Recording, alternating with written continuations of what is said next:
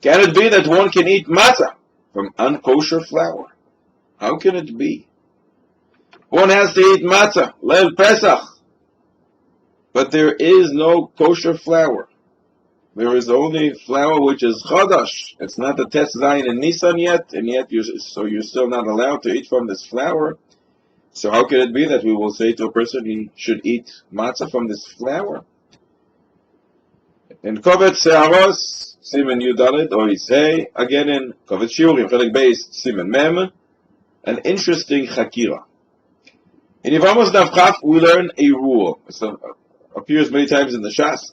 What happens when you have a positive commandment from the Torah, an aseh, and you have a lois aseh, a negative commandment from the Torah, and they bang into each other when they meet? Which one overrides the other?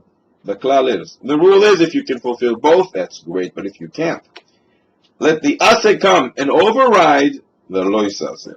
So in order to eat the matzah, and let us say that you have to fulfill the mitzvah aseh from the Torah, positive commandment, you have to eat the matzah. But what if there is no kosher flour around, only the flour from chadash? That is a mitzvah lois aseh. If there is no other flour, so we'll say, let the aseh of eating the matzah come and override the lois aseh of eating the chadash. But this is not over. We know there is a rule.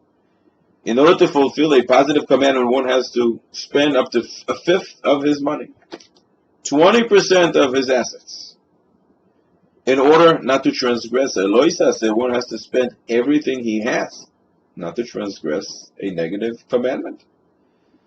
So now we told our friend that doesn't have kosher flour to eat the matzah. But what if there is kosher flour, but it's very expensive?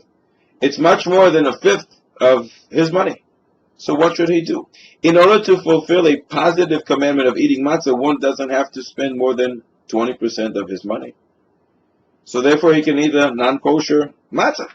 But then just as he's about to bite into it, we'll say, wait a second, you can't eat a non-kosher matzah, and you have to spend all your money in order to avoid transgressing this issur. So what should he do? An interesting chakira. We will let the Talmidei Chachamim who are watching this shiurim try to figure it out.